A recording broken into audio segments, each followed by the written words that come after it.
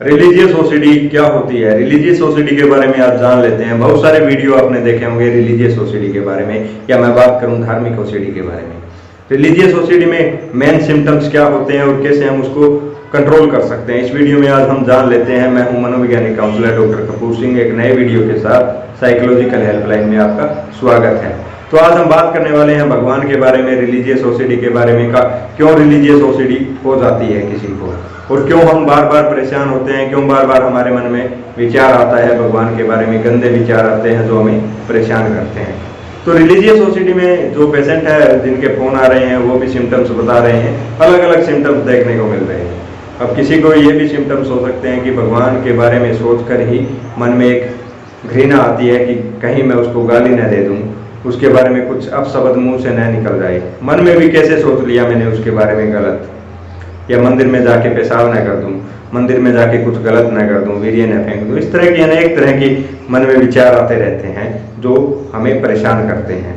इसके अलावा क्या होता है कि कई लोग मन्नत मांग लेते हैं कि मैं ये चढ़ावा चढ़ा दूंगा या ऐसा कर दूंगा। बहुत सारे लोगों को मैंने देखा है वो इतना बड़ा चढ़ावा चढ़ाने की बात करते हैं जिनकी वो हैसियत नहीं है या एबिलिटी नहीं है कि वो ऐसा कर पाए, तो वो प्रॉब्लम क्रिएट होने लगती है। अब बहुत सारे पेशेंट आते हैं कि सर हमने ये कह दिया कि हमारा ये काम हो जाएगा तो मैं सोने का मंदिर बनवा लूंगा। अरे हमारे पास यदि सोने का मंदिर बनवाने जितने पैसे होते तो हमें कुछ मांगने की जरूरत होती। हम तो पहले ही, यदि सोने का मंदिर बनाने की एबिलिटी है आपके अंदर तो आपको जॉब लेने के लिए भगवान के आगे मन्नत मांगने की जरूरत क्या थी? सिंपल बात है। इसी तरह क्या होता है, बहुत सारे पेशेंट कहते हैं कि मैंने ये चढ़ावा नहीं चढ़ाया इसलिए बार बार मन में आ रहा है। तो आपने चढ़ावा नहीं चढ़ाया, क्या भगवान चढ़ावे का भूखा है क्या आपके? यदि भगवान है तो वो सबका मालिक है ना, और जब सबका मालिक है तो उसको मांगने की क्या जरूरत है? आप भिखारी को कुछ दान दे सकते हैं, भगवान को नहीं। राजा को किसी ने दान देते हुए देखा है? राजा प्रजा को देता है तो वो तो राजा है। यदि है भगवान तो वो तो हमारा राजा है, वो तो हमें देने वाला है, हम उसको क्या दे सकते हैं? तो चढ़ावा का उसको कोई मतलब नहीं है और वो इसके लिए कभी भी सजा नहीं देता है। जिस तरह राजा होते थे पहले, वो किसी भी गरीब को चढ़ावा न चढ़ाने पे नहीं देते थे। हाँ, कर वगैरह होते थे, वो अलग चीज होती है।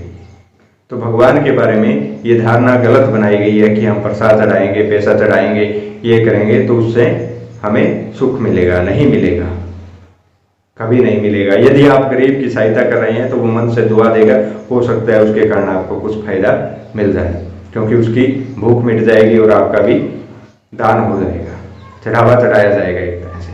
अब बहुत सारे लोगों के साथ ऐसा होता है कि वो गुरुद्वारे वगैरह में जाते हैं और गुरबानी पढ़ते हैं तो उनके मन में भी विचार आते हैं कि मैं कहीं गुरबानी पढ़ता पढ़ता कुछ गलत ना बोल जाऊं, गलत ना सोच लूं, या जो फोटो देखी है गुरु नानक देव जी की है या किसी की भी है तो उसके बारे में कुछ गलत विचार आ जाते हैं।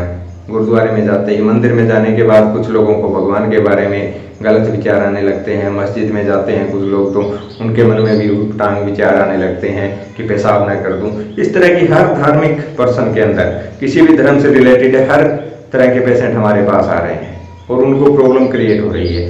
तो यदि इस तरह की प्रॉब्लम आपको क्रिएट हो रही है तो आप सबसे पहले तो ये जान लीजिए कि भगवान कभी सजा देने वाला नहीं है, और आज तक जो काम आपने किया नहीं, अब मन में विचार आया कहीं मंदिर में पेशाब ना कर दूं या मस्जिद गुरुद्वारे में कहीं भी, तो क्या आज तक आपने किया? कभी नहीं किया।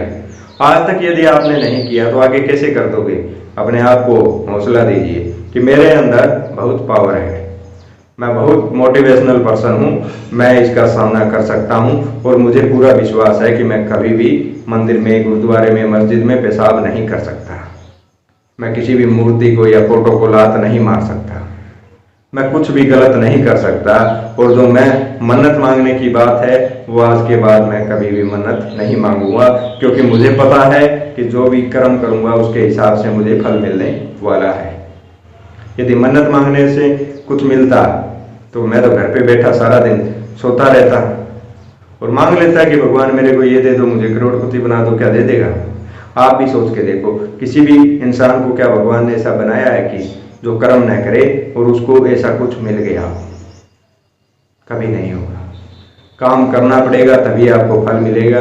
और यदि फिर भी भगवान के बारे में कुछ भी गलत धारणा आपकी बन गई है, रिलीजियस ओसीडी है, आपको इन सिम्टम्स में से कुछ भी आपके साथ बार बार हो रहा है, एक बार नहीं बार बार रिपीट हो रहा है, तो आप आज ही ऑनलाइन काउंसलिंग के लिए हमसे बात कर सकते हैं। स्क्रीन पर जो नंबर दिखाई दे रहे हैं वो साइकोलॉजिकल हेल्पलाइन के ही नंबर है। आप इन नंबर पर कॉल करके अपनी समस्याओं का सॉल्यूशन ले सकते हैं। मात्र 21 दिनों में आप अपने ओसीडी को कंट्रोल कर सकते हैं। परमानेंट इलाज है, एक बार ठीक होने के बाद दोबारा कभी भी ये प्रॉब्लम नहीं आने वाली। तो धन्यवाद दोस्तों, वीडियो देखते रहें, शेयर करें।